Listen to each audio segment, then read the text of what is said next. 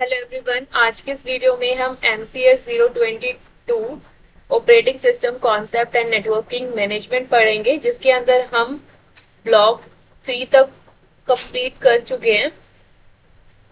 Block 4 के अंदर हम इसके अंदर यूनिट 2 पढ़ रहे हैं। ब्लॉक 4 की तो एक मिनट बस खत्म कर लो। ये है हमारा ब्लॉक 4। इसके अंदर हमने यूनिट 1 सिक्योरिटी कॉन्सेप्ट पढ़ लिया था। अब हम यूनिट 2 पढ़ेंगे कंप्यूटर के सिक्योरिटी के बारे में। इसके बाद यूनिट 3 और यूनिट 4 है, जो सिक्योरिटी एंड मैनेजमेंट 1 और 2 है। इसके अंदर ये हम लास्ट वीडियो में ऑलरेडी कवर कर चुके हैं। आज हमें जो देखना है वो है यूनिट 2 कंप्यूटर सिक्योरिटी। इसके अंदर में हमें ये सारी टॉपिक जो है वो पढ़ने हैं।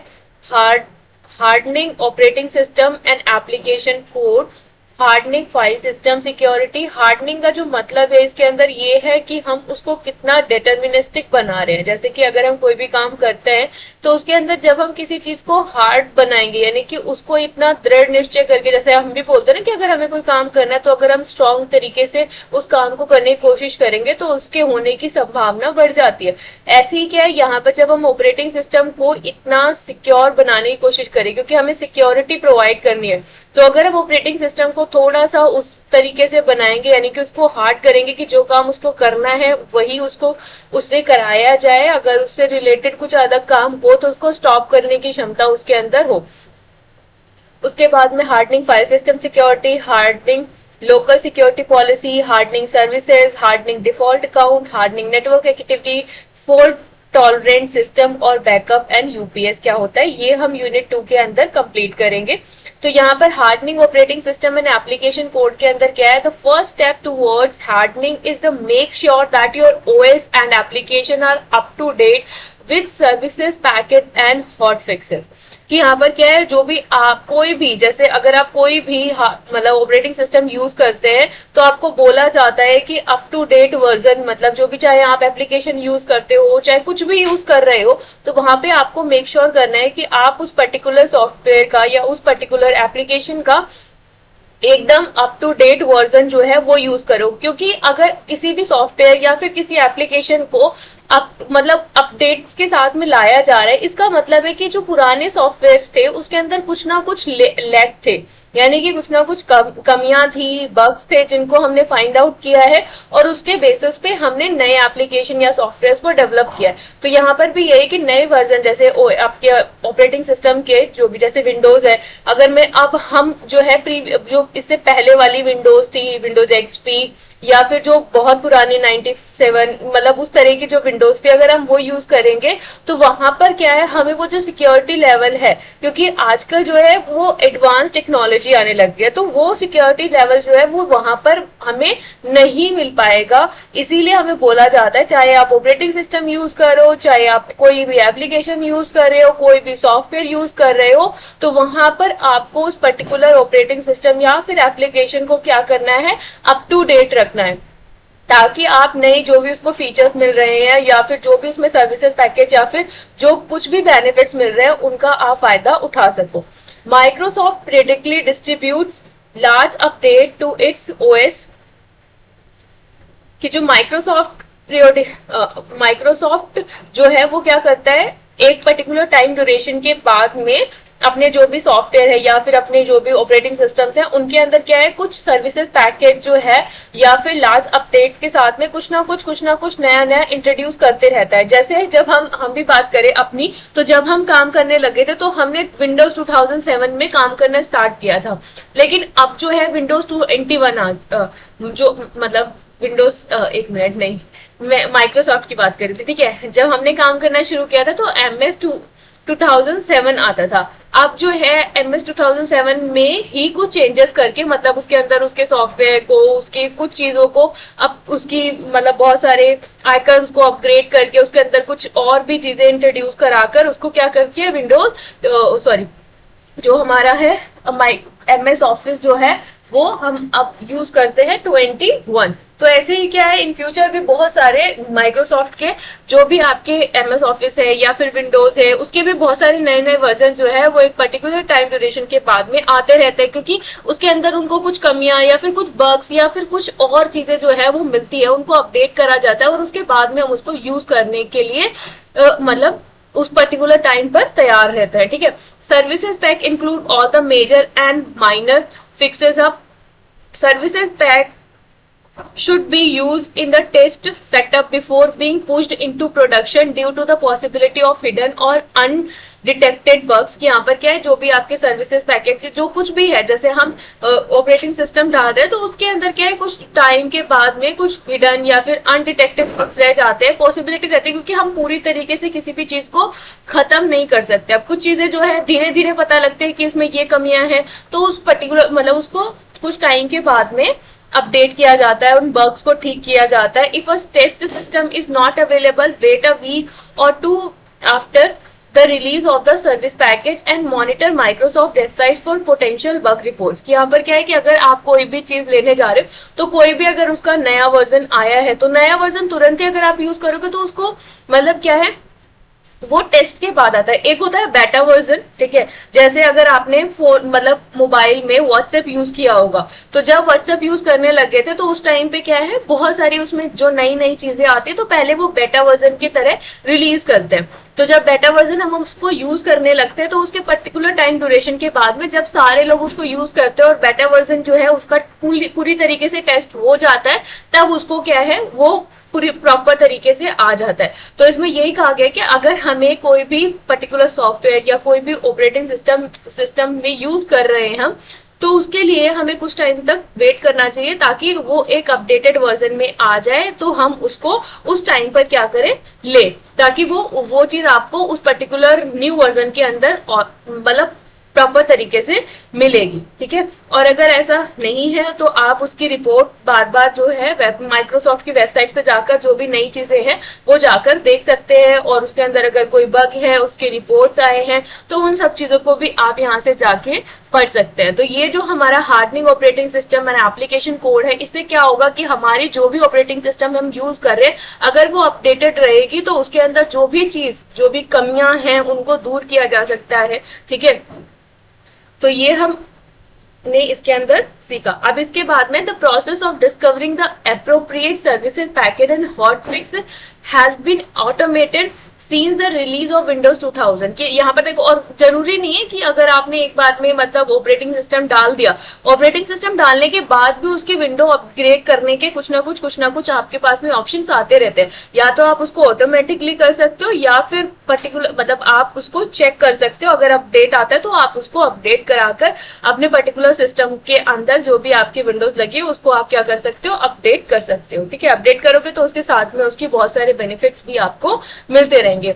The following setup describe the automated process of discovering and installing services package and hot fixes of the Windows 2000 system. ये जो है हमें विंडोज 2000 के लिए बताया जा रहा है, क्योंकि जो हमारी बुक है वो बहुत ही ज्यादा पुरानी है, और जो हम अभी की भी बात करेंगे तो आप इसको भी वैसे काम कर सकते हो। ठीक है, ओपन करेंगे internet explorer, get to the tools में जाएंगे, विंडो अपडेट करेंगे, when asked if you trust Microsoft से यस। ठीक है, आप इसमें ऐसे भी कर सकते हो, या फिर आप अपने सिस्टम के अंदर जो अगर आपका नया सिस्टम है उसके अंदर जब आप अपडेट करोगे तो आप कंट्रोल पैनल में जाके वहां पे आपके पास में ऑप्शन आता है, वहां जाके भी आप कर सकते हो। ठीक है, अब इसके आगे करते हैं। Windows update will take some time to analyze your system. You will then be prompt with a listing of services package or host fixed for your system. Additionally, the following website provide the necessary information for manual update. कि यहाँ पर देखो क्या है कि अगर आप नहीं कर पा रहे हो अपडेट, विंडो अपडेट जो है वो ऑटोमेटिकली नहीं हो पा रहा है, उसके अंदर जो सर्विसेज है वो आपको टाइम टू टाइम नहीं मिल रही है, कुछ टाइम पे नहीं हो पाता है सिस्टम के अंदर कुछ प्रॉब्लम्स की वजह से, तो वहां पर ये कुछ वेबसाइट्स है जो आपको क्या करती हैं, मैन्युअली बताती है कि आप इस तरीके से मतलब अपनी विंडोज को क्या कर सकते हो, अपडेट कर सकते हो। ठीक है, सिक्योरिटी बुलेटिन ये और सर्विस पैक या फिर होट फिक्सेस। ठीक है, तो ये कुछ वेबसाइट्स है जहां पर जाके आप उसको चेक कर सकते हो मैनुअली अपडेट कैसे किया जाए, कैसे करना है। ठीक है, माइक्रोसॉफ्ट विंडोज सिक्योरिटी के अंदर आपको ये सारी चीजें मिल जाएंगी। अब हार्डनिंग फाइल सिस्टम सिक्योरिटी, कि जब भी आप कोई भी फाइल सिस्टम यूज कर रहे हो, क्योंकि अब देखो अभी तक ऑपरेटिंग सिस्टम की बात है, फाइल सिस्टम को कैसे सिक्योर किया जाए। The second step is to make sure that your hard drive partitions are formatted with NTFC, anti-file system. This file system is more secure than FAT और FAT32 schemes। यहाँ पर जो anti file system है वो क्या होता है, हमारा ज्यादा सिक्योर होता है रादर देन FAT और FAT32 स्कीम्स के थ्रू। अब यहाँ पर जब भी आप विंडो मतलब डलवाते हो अपने पर्टिकुलर सिस्टम के अंदर, ओएस डलवाते हो, ठीक है, ऑपरेटिंग सिस्टम जब भी हम डलवाते हैं तो उस टाइम पे हमारी पार्टीजन की जाती है। तो जो वो पार्टीजन है हार्ड डिस्क का, वो कैसे हो, हमारा एंटी फाइल सिस्टम के अकॉर्डिंग हो, जिससे हमें कुछ सिक्योर्ड फीचर जो है वो यहाँ पर मिल जाते हैं। अब इसको आप कैसे देख सकते हो, check your hard disk driver, log in as administrator, double click on the computer, right click on each hard drive and choose property general tab with identify the file system tab। अब इसको हम try करके देखते हैं। ठीक है, जैसे इन्होंने बोला कि सबसे पहले हमें क्या करना है, माई कंप्यूटर पे चले जाते हैं, वहीं से मिल जाएगा। ठीक है, इसमें जाते हैं, आपको मिलेगा डेस्कटॉप, यहाँ पे कहीं दिस पीसी होगा, मेरा दिस पीसी यहाँ पे है हमारा ये। ठीक है, इसमें जाएंगे हम, अभी इन्होंने बोला प्रॉपर्टी में जाने के लिए, प्रॉपर्टी पे एंटर करोगे तो यहाँ आपको कुछ ऑप्शंस दिखने को मिलेंगे। ये देखो NTFC फाइल सिस्टम, यहाँ पर आपको दिख रहा होगा कि ये फाइल सिस्टम कैसा है, NTFC वाला फाइल सिस्टम है। यहाँ पर आपको दिख रहा है लोकल डिस्क, और यहाँ पर NTFC इसका मतलब जो टाइप इन्होंने दे रखा है, मतलब जब हमने इसको क्या किया है, डिस्ट्रीब्यूट किया था, तो उस टाइम पे ये जो फाइल सिस्टम है वो NTFC को फॉलो करता है। ठीक है, आप इसके थ्रू और भी बना सकते हो, वैसे हमें पता है, तो हम ये इन सारी फाइल जो भी आपकी यहाँ पर होंगी उनको आप चेक कर सकते हो कि ये कौन सी फाइल सिस्टम को फॉलो कर रहा है। ठीक है, ये जो FAT32 है, FAT है, ये बहुत पुरानी है, इनको अब शायद रेयर ही किसी कंप्यूटर सिस्टम में यूज किया जाता होगा। ठीक है, अब इसके बाद में हमने इससे पहले एक चीज और पढ़ी थी, ये रहा हमारा विंडो अपडेट। ठीक है, विंडो अपडेट हम कैसे चेक करते हैं, पहले हम इसको कंटिन्यू करते हैं, फिर मैं अभी आपको ये भी बता दूंगी। तो ये हमें समझ में आ गया। अब अगर आपको ये देखना है कि आप क्या करना चाहते हो, कन्वर्ट करना चाहते हो FAT और FAT32 पार्टीशन टू NTFC, ये जो FAT और FAT32 पार्टीशन हो रखा है, अगर आप इसको क्या करना चाहते हो, NTFC में कन्वर्ट करना चाहते हो, तो आप क्या करोगे, गो टू स्टार्ट पे जाओगे, रन करोगे, CMD दबाकर जो हमारा कमांड प्रॉम्प्ट है उसको ओपन करोगे। कमांड प्रॉम्प्ट आने के बाद में आपको यहाँ पे कन्वर्ट ड्रिवन करके एक ही कमांड लिखनी है, FS NTFC-V।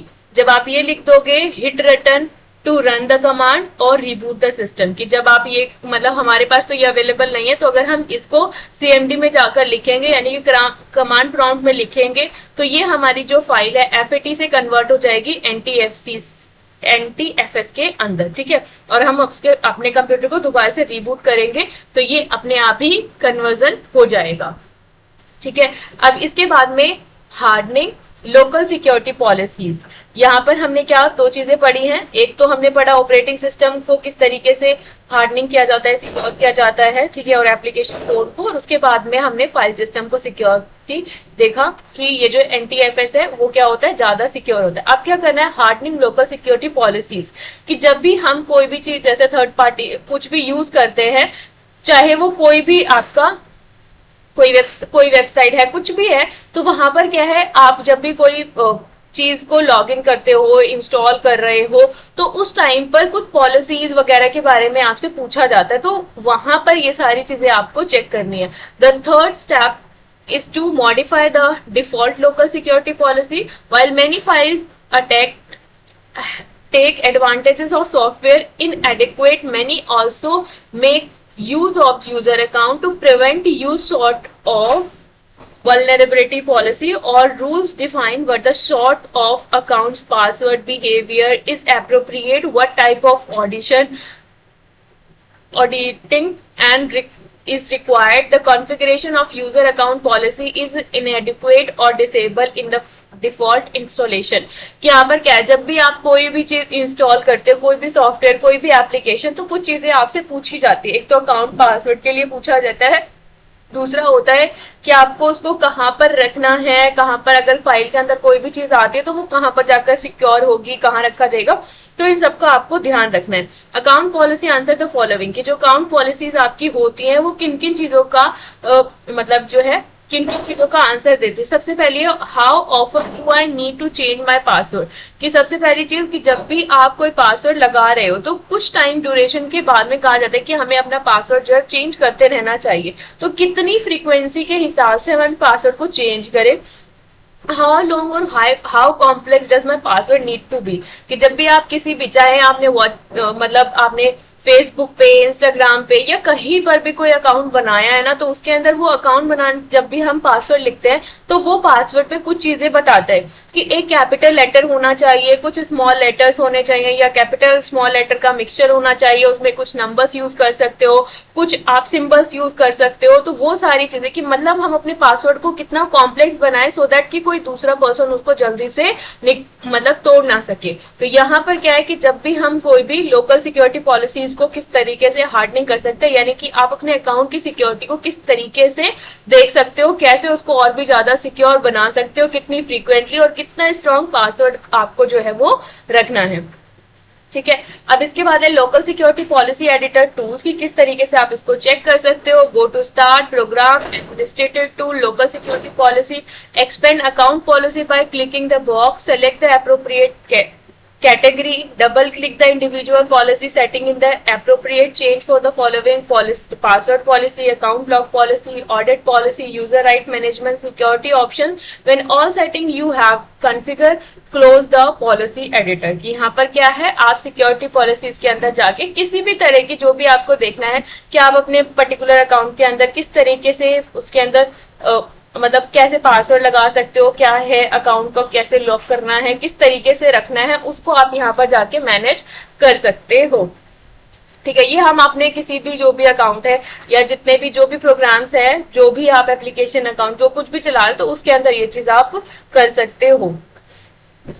और ये ऐसा भी है कि जैसे हम अपना फोन जो भी अपना सिस्टम है उसको क्या है लॉक करके रखे, जैसे दूसरा पर्सन आके उसको एक्सेस ना कर सके, तो उसके लिए भी हम यहाँ पर इसको कंसीडर करेंगे। अब है इवेंट व्यूअर, कि ये जो it is important to frequently check the event viewer to review log files और possible security concern. You can access the event viewer by go to start program administrator tool और event viewer, go to start program administrator tool और local security policy. इसके बाद में expand करना है account policy by clicking the box plus select the appropriate category, double click करना है, change करना है पासवर्ड पॉलिसी अकाउंट वगैरह को, और उसके बाद में इसको हम कॉन्फ़िगर करके मतलब क्लोज कर देंगे।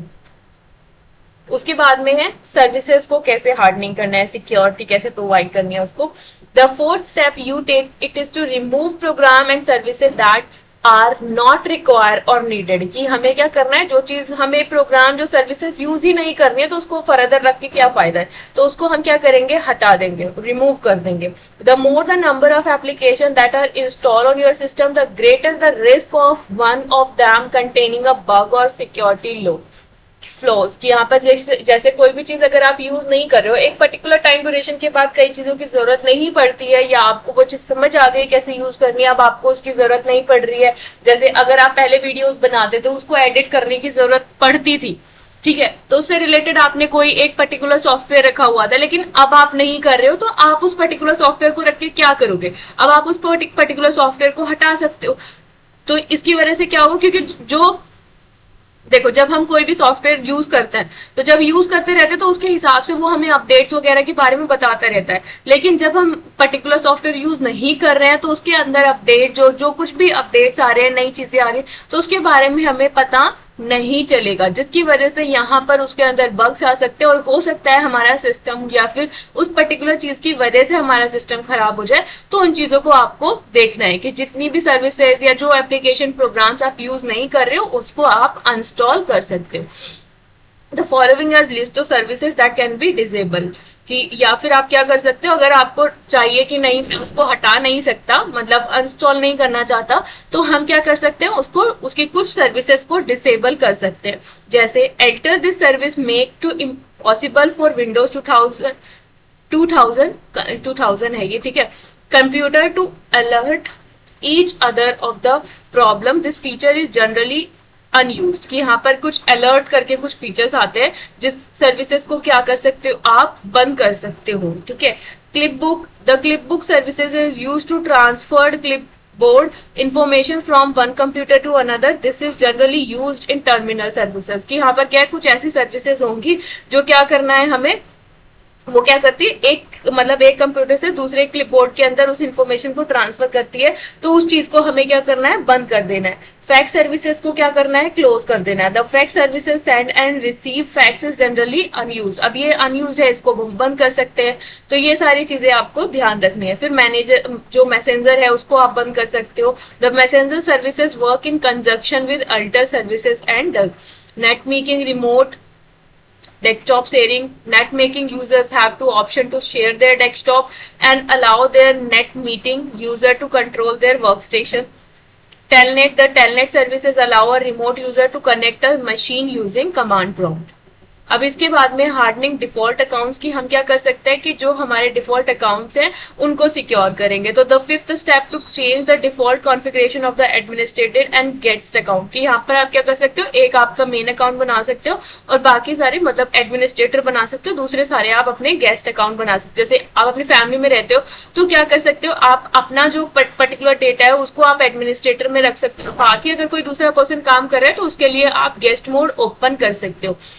In general, a prospective user must have a login name and password to access the Windows 2000 system. The default installation creating an administrator and guest account by changing these accounts name system security is greatly enhanced. कि यहाँ पर क्या है कि अगर दूसरा person use करता है तो उसकी वजह से आपके पास में उसका कोई इम्पैक्ट नहीं पड़ेगा, उसका खुद का यूजर आईडी और पासवर्ड अलग होगा, तो उसकी वजह से वो अपना अकाउंट एक्सेस कर पाएगा। ये आपको फीचर विंडोज 2000 के अंदर मिलता है। Step configure administrator account, log in as administrator, start to मतलब go to start program administrator tool, computer management और open local user and groups. फिर यहाँ पर आप क्या कर सकते हो, वैसे ना ये चीज हमें भी देखने को मिलती है, मैं आपको दिखा सकती हूँ। जैसे अगर हम यहाँ पर जाएंगे, ठीक है, और अगर मैं क्लिक करती हूँ यहाँ पर,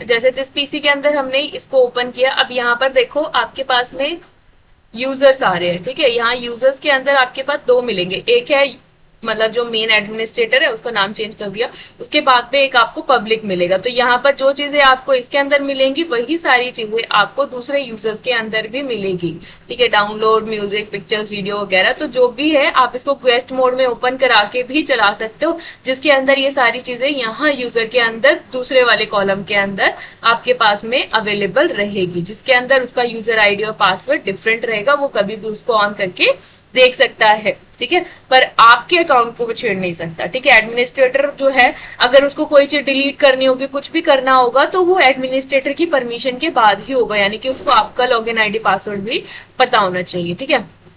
कॉन्फ़िगर ऑफ गेस्ट अकाउंट, जैसे आजकल हम अपने फोन में भी कर पाते हैं, जैसे किसी में क्या, सभी के फोन में शायद ऑप्शन होता है कि चाइल्ड मोड, किड मोड वाला ओपन करते थे, जिसके अंदर जो एप्लीकेशन या जो चीज हम उसको एक्सेस करने की कोशिश देना चाहते हैं तो हम वो सारी चीजें उसके लिए अवेलेबल करा देते हैं और बाकी सारी चीजों को हम वहां से हाइड कर देते हैं। तो सेम ऐसे ही अगर यहाँ पर भी हम गेस्ट मोड ओपन करेंगे तो गेस्ट मोड में आपको क्या क्या चीजें दिखानी है लोकल यूजर पे, ठीक है, वो आप यहाँ पर दे सकते हो। तो log in as administrator, go to start program administrator tool, computer management, open the local user and group, click on the user folder, right click on the guest account and choose to rename it, it make it a non obvious name, कोई भी रख सकते हो। फिर उसके बाद में आपको उसका रिनेम करना है administrator account and select to set password. अब उसके अंदर आप उसका पासवर्ड लगा सकते हो। तो जब भी कोई पर्सन ओपन करेगा तो एडमिनिस्ट्रेटर का अलग आइकन दिखाई देगा और उसका अलग आइकन दिखाई देगा गेस्ट का। तो दोनों में से कोई भी चीज आप एक एक्सेस कर पाओगे। अब उसमें है नेटवर्क एक्टिविटी, कि जब भी हम नेटवर्क यानी कि इंटरनेट का यूज करेंगे तो वहां पर हम किस तरीके से बच सकते हैं। तो यहाँ पर बहुत सारी चीजें होती है जो हमें मतलब बहुत तरीके से हार्म करती है, तो हमें वहां से भी बचना है। तो next step is to install a host based antivirus solution and firewall instruction detection system. This step will provide an added level and you can configure TCP IP ports that can be accessed. This step is to be ensure that undesired communication is not occurring on ports. तो इसके अंदर हमारे पास में मतलब जो network activity जब मतलब कि इंटरनेट जब हम एक्सेस करेंगे तो वहां पर हमारे पास में बहुत सारी ऐसे वायरसेस वगैरह आते हैं, तो उनसे हमें कैसे बचना है, मिलीशियस कोड्स, ठीक है। अब यहाँ पर हमारे पास फायरवॉल होता है। फायरवॉल हमारे पास दो तरीके का होता है, चाहे हार्डवेयर हो सकता है या सॉफ्टवेयर हो सकता है। तो वो क्या करता है, हमारे जो भी पैकेट जो भी इंफॉर्मेशन हमारी इंटरनेट की हेल्प से आती है तो उसको एक तरीके से छन्नी की तरह छान के जो इंफॉर्मेशन हमारे लिए अच्छी है वो सिर्फ हमें देती है और बाकी सारी चीजें इंटरनेट के अंदर ही रखती है जो हमारे लिए हार्मफुल है, ठीक है। अब इसके बाद में हमारे पास में जो मिलीशियस कोड है वो क्या क्या होते हैं, जैसे वायरसेस है वो सारे मिलीशियस कोड में आते हैं, ठीक है। Worms, Trojan horse, backdoors, trapdoors, logic bombs या फिर बैक्टीरिया या फिर रैबिट, ठीक है। तो ये मिलीशियस कोड्स होते हैं। अब इनको एक एक करके थोड़ा थोड़ा पढ़ते हैं। जैसे वायरसेस है, a true viruses is a sequence of code that is inserted into other executable code so that when the regular program is run the viral code is also executed. Viruses modify other program on the computer inserting copies of them। कि यहाँ पर क्या है कि जो हमारे पास viruses होते हैं वो क्या होते हैं, सीक्वेंस ऑफ कोड होते हैं। मतलब कुछ सीक्वेंस ऑफ कोड जो है वो हमारे प्रोग्राम के अंदर लिखे हुए होते हैं, प्रोग्राम किए हुए होते हैं, ठीक है। अब वो क्या है, अगर किसी पर्टिकुलर सिस्टम के अंदर हमें डालने हैं तो वो क्या करेंगे, उतने वायरसेस को उसमें डाल देगा। जैसे हमारे पास में अगर कोई हमें क्या होना है, कोई बीमारी डालनी होती है तो उस पर्टिकुलर चीज के कुछ कीटाणु यानी कि वो जो कीटाणु यानी कि जो वायरसेस है वो भी तो सीक्वेंस ऑफ कोड ही है कुछ, ठीक है। यानी कि कुछ आइटम से बने हुए हैं तो उन्हीं का कोई कनेक्शन हमारे बॉडी में डाल दिया जाता है और उसके बाद में कुछ एक पर्टिकुलर टाइम ड्यूरेशन के बाद में वो अपने आप को क्या करता है, कॉपी करने लगता है, यानी कि बढ़ाने लगता है। उसकी बहुत सारी कॉपीज बन जाती है जिसकी वजह से हमारी बॉडी यानी कि हम पर्टिकुलर टाइम पर उसके लिए अगर हमारे पास व्हाइट ब्लड सेल्स है तो उसके अगेंस्ट मतलब हमारे अगर हमारी बॉडी इतनी अच्छी है ताकि उनसे लड़ सके, तो ऐसे ही यहाँ पर भी है। जो वायरसेस हमारे पर्टिकुलर सिस्टम के अंदर डाले जाएंगे, ठीक है, तो वो क्या होंगे, अपने आप को बढ़ाने लगेंगे। जब एक चीज हमारे सिस्टम के अंदर अपने आप बढ़ी जा रही है, हमारे सिस्टम को कुछ समझ में नहीं आ रहा है, तो वहां पर क्या होगा, हमारा सिस्टम या तो खराब हो जाएगा, खराब यानी कि उसको समझ ही नहीं आएगा कि मुझे क्या करना है, इसको कहाँ सिक्योर करूं, क्या करूं, मतलब बहुत ज्यादा फ्रस्ट्रेटेड हो जाएगा। अब उसके बाद में क्या है, अब उसका स्पेस भर जाएगा। अब जब उसका स्पेस भर गया तो उसको कुछ भी समझ में नहीं आएगा ना कि कैसे काम करना है। अगर आप उसको इन्फॉर्मेशन दिए जाओगे तो वो आपको ये इन्फॉर्मेशन देगा कि आपका स्पेस जो है फुल हो गया, आपका स्पेस जो है फुल हो गया। अब यहाँ पर बहुत अलग अलग तरीके के वायरसेस होते हैं, जैसे बूट सेक्टर वायरसेस। ये क्या करते हैं, they infect either the DOS boot sector or the master boot record of the disk and execute during booting। मतलब ये जब बूटिंग के टाइम पर होता है, डोज ऑपरेटिंग सिस्टम में आते डाल दिया जाता था ये, ठीक है। जब हमें क्या करना होता है, बूट करना होता है, तो इसके अंदर कुछ इन्फॉर्मेशन मतलब जैसे जो हमारी पेन ड्राइव है या कुछ है उसके अंदर डाल दिया और उसके बाद में जब उसको इन्फेक्ट कर दिया उस वायरस के साथ में, तो जब हमने उस पेन ड्राइव को या उस पर्टिकुलर चीज को अपने सिस्टम के अंदर लगाया तो वो क्या करेगा, उस पर्टिकुलर सिस्टम मतलब उस पेन ड्राइव या फिर उस चीज से क्या होगा, हमारे सिस्टम के अंदर बूटिंग के तौर पे पहुंच जाएगा। अब उसके बाद में उसको जिस चीज के लिए बनाया गया होगा वो काम करते रहेगा। अब file infector they attach themselves to executable file, की जो भी एग्जीक्यूटेबल फाइल है उसके साथ में अटैच्ड होते हैं। These viruses is activated when the program is run. अब जिस प्रोग्राम के अंदर होंगे उस पर्टिकुलर प्रोग्राम को जब रन कराया जाएगा तब ये क्या होंगे, अपने आप की कॉपीज बनाना शुरू कर देंगे और जिस पर्टिकुलर काम के लिए इनको बनाया गया वो काम करना ये नॉर्मली शुरू कर देंगे। फिर है macro viruses, they come attached with document with macro built-in program when the document is open the viruses are activated। कि जब हम जैसे हमें बोलते हैं ना कि मेल के साथ में अगर कोई चीज आ रही है तो उसको पहले चेक किया जाता है, ठीक है। अगर वो चेकिंग के टाइम पर जो उसके अंदर चेक करने के बाद में उसमें कोई वायरसेस नहीं मिले तो वो क्या करता है, उसको फर्दर एग्जीक्यूट कर देता है, ठीक है। अगर उसको वायरसेस मिलते हैं तो वो आपको उस पर्टिकुलर फाइल को ओपन करने से पहले कुछ वार्निंग्स देता है, ठीक है। अगर वो वार्निंग्स ठीक होती हैं तो आप उसके अकॉर्डिंग उसको चलाते हो, ठीक है, कि हमें ओपन करना है या नहीं ओपन करना है। तो ये जो है कुछ फाइल्स के साथ में अटैच आती है, कुछ डॉक्यूमेंट्स के साथ में। उसके बाद है multipartite viruses, the combined boot sector with file infected. यहाँ पर क्या है, ये कंबाइंड बूट सेक्टर होते हैं जो फाइल इन्फेक्टेड होती है उनके साथ में आते हैं, ये मल्टीपैरिटीज वायरसेस होते हैं।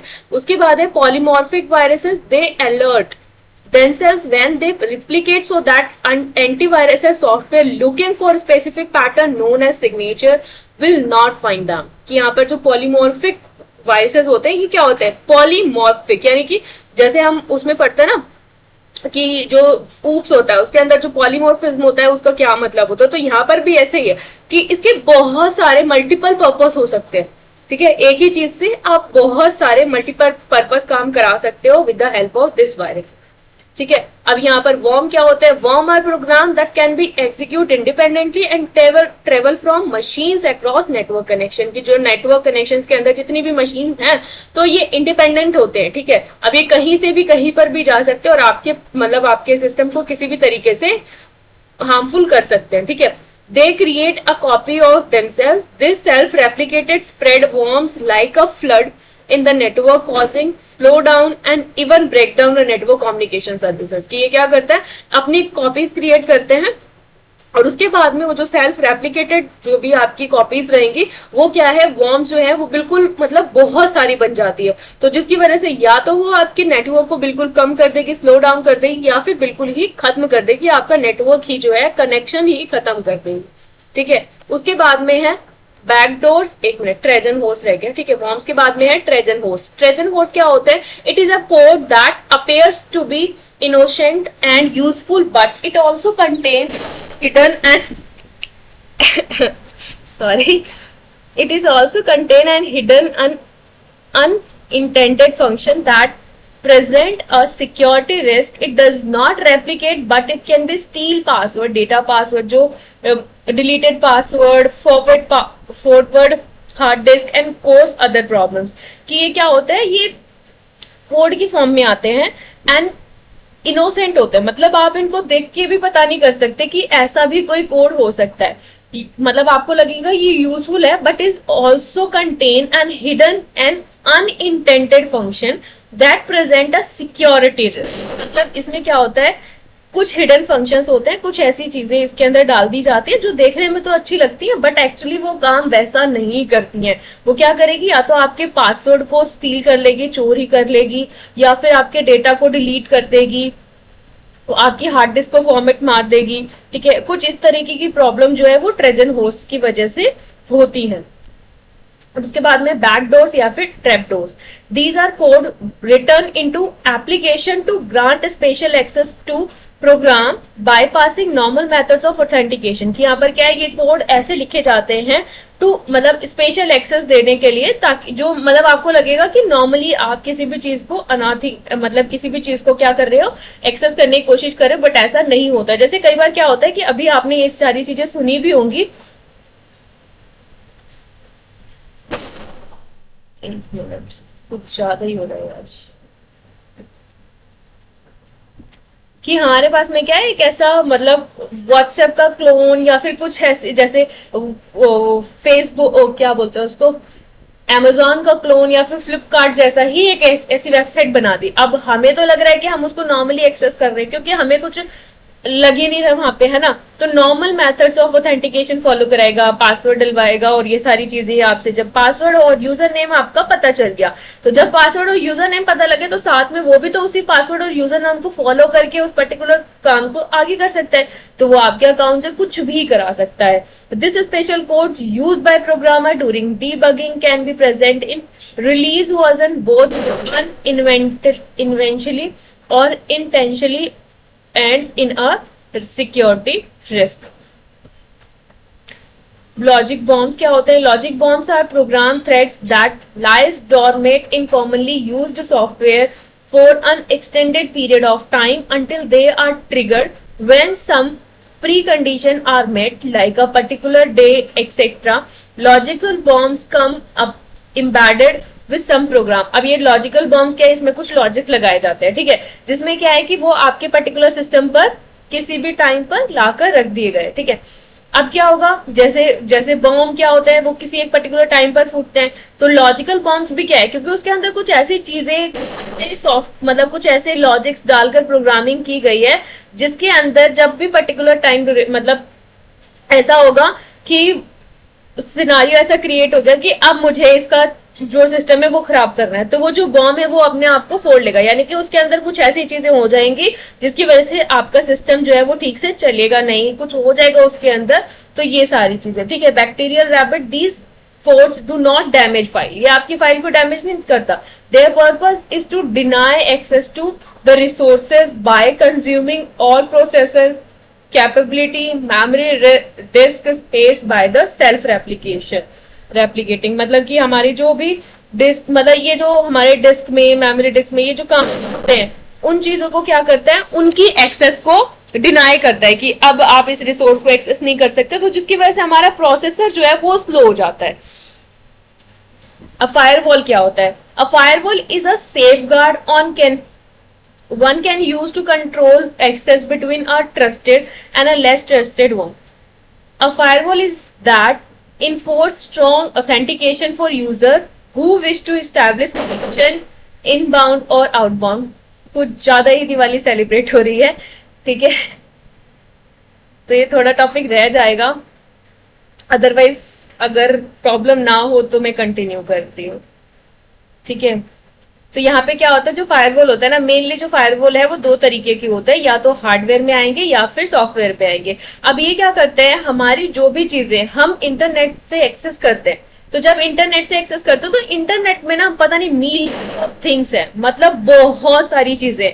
अब उसमें से हमें कुछ ट्रस्टेड चीजें ही चाहिए, हम पूरी चीजों को कभी भी एक्सेस नहीं कर सकते, क्योंकि अगर हम एक्सेस करने लगे तो उसमें बहुत सारी बेकार चीजें भी हैं जो हमारे सिस्टम को खराब कर देगी। ऐसे जो भी हमने खराब जो भी मतलब वायरसेस जो भी चीजें पड़ी है, ट्रेजन होर्स वॉर्म्स, ये सारे इन सब के कोड्स भी अवेलेबल है। तो अगर किसी भी तरीके से वो हमारे सिस्टम में आ जाते तो हमारे सिस्टम को ही स्लो कर देंगे, बार बार किसी भी चीज का पॉपअप आने लग जाएगा, तो मतलब उसकी वजह से हमारा सिस्टम जो है वो बहुत ज्यादा स्लो हो जाएगा, क्योंकि आधा तो वो ठीक करने में लगेगा। तो इसलिए फायरवॉल क्या करता है, एक तरीके की दीवार होती है जिसकी हेल्प से जो खराब चीजें हैं वो हमारी बाउंड्री के बाहर ही रहती हैं, और जो हमें यूज करने लायक चीजें हैं वो ही हमारी बाउंड्री के अंदर आती है और उसको हम यूज कर पाते हैं, ठीक है। अब इसके अंदर इसकी थोड़ी सी थ्योरी लिखी हुई है, आप इसको पढ़ सकते हो। इसके आगे चलते हैं। वाई फायरवॉल, कि हम फायरवॉल यूज क्यों करते हैं? प्रोटेक्शन फ्रॉम वॉलनरेबल सर्विसेज, कि हमें वल्नरेबल सर्विसेज यूज करनी है, जो भी हमारी मतलब वल्नरेबल जो भी बेकार चीज सर्विसेज है उनको हम यूज ना करें।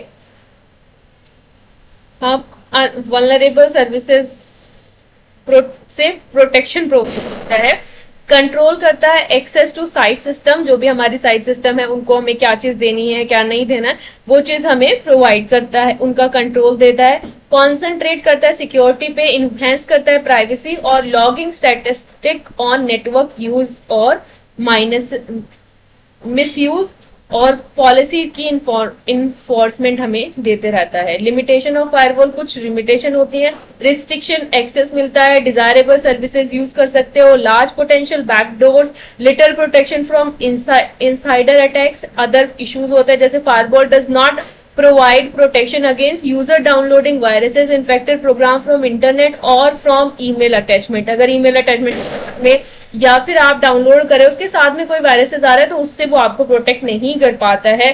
पोटेंशियल बोटलनेक इन थ्रूपुट, कि जो आपका मतलब अगर आप कोई भी चीज यूज कर रहे हो तो उस टाइम पे क्या है, अगर आप कोई भी चीज यूज कर सकते हो मतलब आपके पास बहुत ही जैसे छलनी होती है, तो छलनी में क्या है कि आपके पास में जैसे अगर हम चाय को टी जो होती है हमारी बनाते हैं तो उसको जब हम छानते हैं चाय छन्नी से तो वहां पे क्या होता है कि हमारी एक मतलब चाय की छलनी है, उसके अंदर हम लिमिटेड ही चीजें मतलब लिमिटेड पानी जो है यानी कि चाय जो है वो एक पर्टिकुलर टाइम के अंदर उसमें हम पोर कर पाते हैं। तो यहाँ पर भी यही है कि बोटल नेक होता है, जिसके अंदर क्या प्रॉब्लम आ रही है कि छोटा सा ही फायरवॉल लगा हुआ है। अब एक टाइम पर वो एक ही पैकेट्स को या जितने भी पर्टिकुलर पैकेट्स के लिमिट्स है उन्हीं को क्या कर सकता है, चेक करके आगे ट्रांसफर कर सकता है, जिसकी वजह से वो क्या है, काम थोड़ा सा स्लो हो जाता है। तो बहुत अच्छा पोटेंशियल थ्रूपुट आपको नहीं मिल पाता।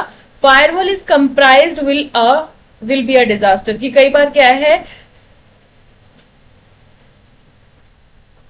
अगर फायरवॉल जो है कॉम्प्रोमाइज करेगा तो हो सकता है कि हमारे साथ में कुछ डिजास्टर भी हो जाए, क्योंकि वहां पे कुछ भी आपके पास में आ जाएगा। ठीक है, फॉल्ट टॉलरेंट सिस्टम की यहाँ पर क्या है, a fault tolerant system is design by using redundant hardware, hard disk, risk controller services as a whole to protect the system in the event of hardware failure. There are various techniques to do. यहाँ पर देखो, यहाँ क्या है हमारे पास में, जैसे fault tolerant system, यानी कि आप जब सिस्टम को यूज करते हो तो कुछ ऐसी ऐसी चीजें आपके साथ में होती रहती हैं जिसकी वजह से आप क्या कर पाते हो, कई बार आप ना अपनी चीजों को खो देते हो। जैसे आपने कोई चीज लाइक रखी थी आपके सिस्टम के अंदर, लेकिन वो आपकी किसी एक डिस्क के अंदर था, ठीक है, अब उसके अंदर मतलब उसके अंदर से आपने उसको डिलीट कर दिया तो दूसरी जगह से भी वो अपने आप ही डिलीट हो जाएगा, है ना। तो ऐसी चीजें हैं जिसके अंदर, जैसे एसएफटी है जो सिस्टम फॉल्ट टॉलरेंस है टेक्निक, जिसमें क्या होता है, डिस्क मॉनिटरिंग करती है। Data is writer in two separate disk, की जो डेटा है उसको दो अलग अलग सेपरेट डिस्क में लिखती है, which are reflecting mirror image of each other. दो क्या है, दोनों ही एक दूसरे की मिरर इमेज बन जाती है। Disk mirroring technique is displayed in figure 1, इसमें आपको दिखाया गया जैसे ये प्राइमरी डिस्क है और ये आपका मिरर डिस्क जो है वो बन गया, यानी कि जो आपने लिखा है वो सेम एज इट इज इसके अंदर भी जा रहा है। तो ये हो गया आपका डिस्क मिररिंग। इसके अंदर क्या होगा, डिस्क डुप्लेक्सिंग, जिसमें क्या है, आपके डिस्क की ही कॉपी बनाई जा रही है। ठीक है, अब यहाँ पर क्या है, रेट। अब ये जो है redundant array of independent disk, अब इसमें क्या होता है कि इसमें ना कुछ अलग अलग लेवल होता है जो क्या करते हैं, हमारे जो भी रेट, एक ऐसी टेक्निक होती है जिसके अंदर आप अपनी पर्टिकुलर सिस्टम को मतलब डेटा को बहुत सारी अलग अलग पार्ट्स में सिक्योर करके रख सकते हो। ठीक है, क्योंकि अगर आपका एक जगह से डेटा डिलीट हो जा रहा है तो दूसरी जगह आपके पास में डेटा बच रहा है, जिसकी वजह से आप उसको फर्दर कहीं और यूज कर सकते हो। तो यहाँ पर क्या है, collectively act as a single storage system, मतलब सिंगल स्टोरेज सिस्टम की तरह यूज करा जाता है।